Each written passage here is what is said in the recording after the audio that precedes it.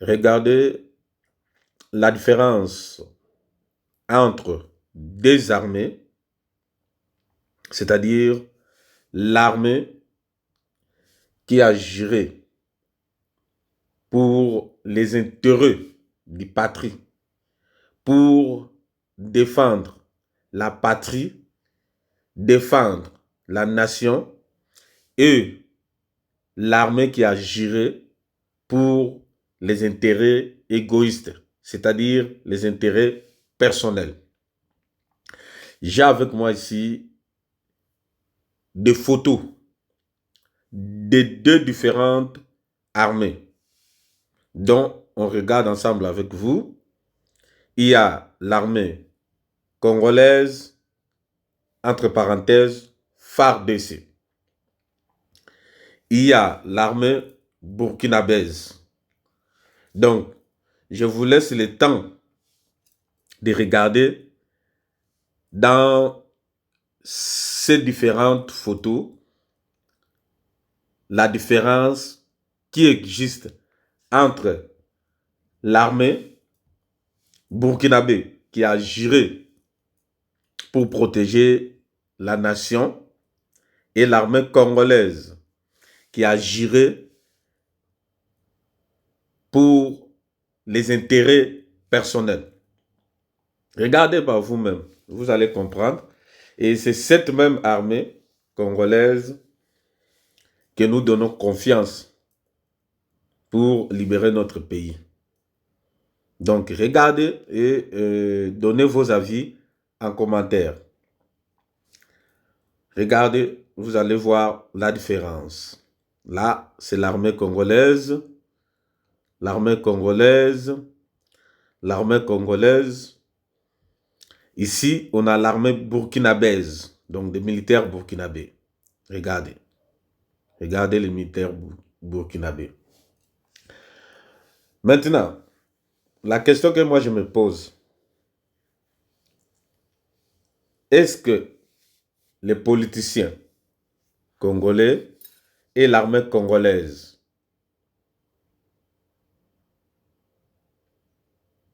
regardent vraiment les informations de la géopolitique, c'est-à-dire les informations de ce qui se passe dans ce monde?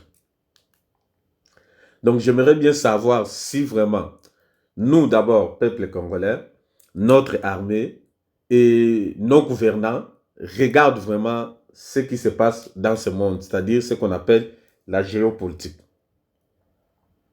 Parce que je me suis rendu compte qu'il y a peut-être une semaine, nous avons vu ensemble, vous tous, moi et vous, comment les rebelles du M23, à l'occurrence M.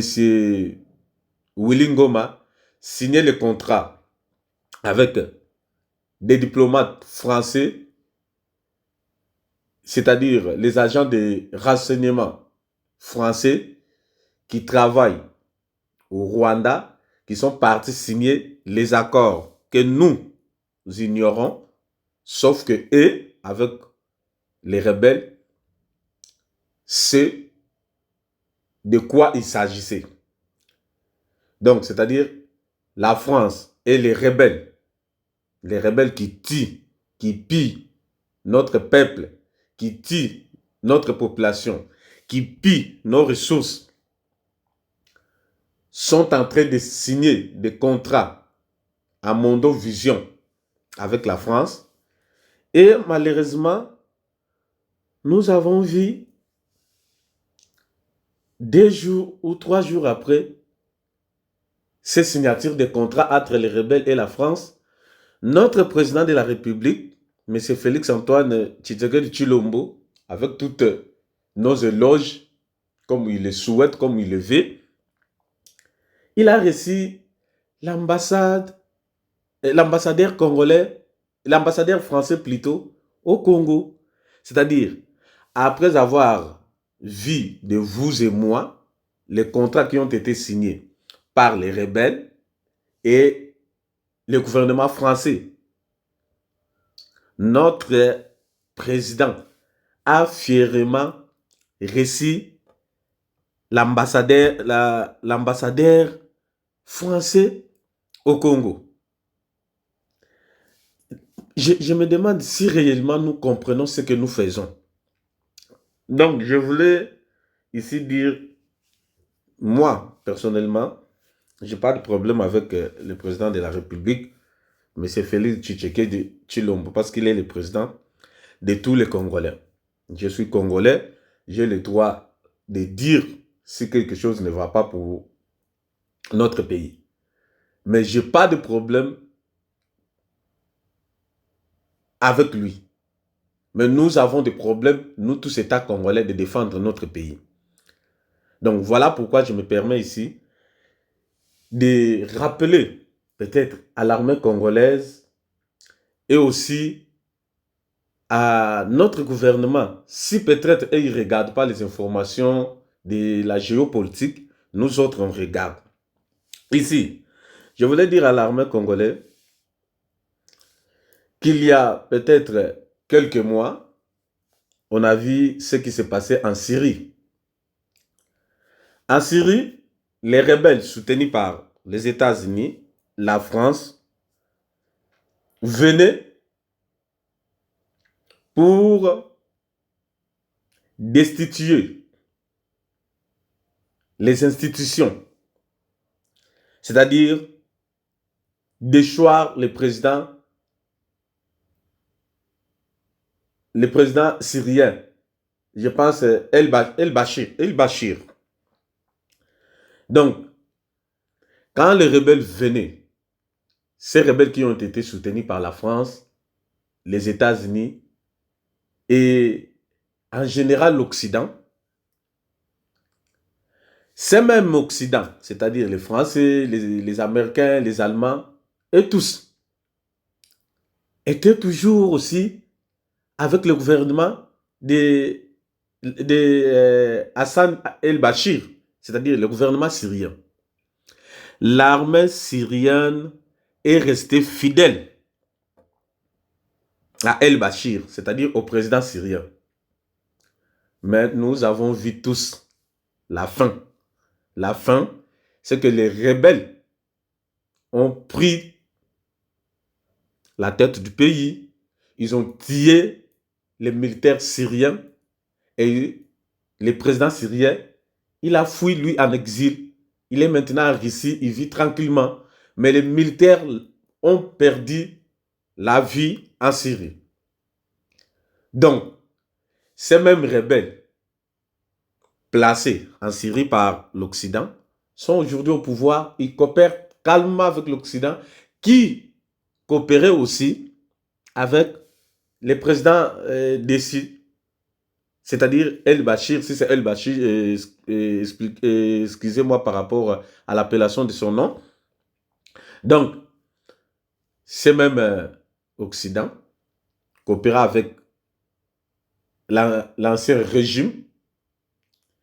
Ils coopèrent aujourd'hui avec les rebelles. Je veux peut-être revenir dans notre propre pays pour quitter la Syrie. Peut-être les gens ignorent les problèmes qu'on a aujourd'hui. Tous ces maux que notre pays est en train de vivre aujourd'hui, c'est l'erreur de notre armée, c'est-à-dire l'armée zaïroise qui a resté fidèle à Mobutu, même scène comme celui de la Syrie. Les rebelles, je pense Afdel à l'époque, venaient, donc Mouzé Laurent Désiré Kabila, venait avec les Rwandais, les Ougandais, des rebelles formés par l'Occident, c'est-à-dire des rebelles soutenus par les États-Unis, par la France et en général par l'Occident. Ils venaient pour reconquérir le pouvoir de notre pays, c'est-à-dire chasser Mobutu, chasser la dictature que Mobutu a, selon eux, instaurée dans notre pays. L'armée zaïroise est restée fidèle à Mobutu la fin, nous tous, nous avons vu comment notre armée a été humiliée par l'AFDEL.